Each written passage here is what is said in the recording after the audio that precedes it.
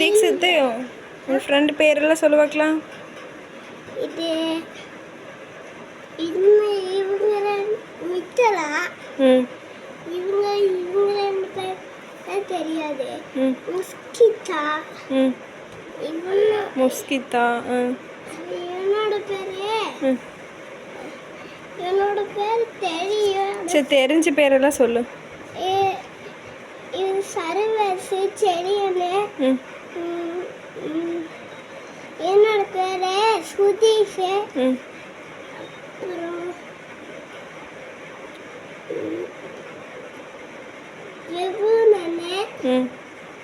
அப்புறம் விசுந்தேவே சாருன் அப்புறம் குகனே.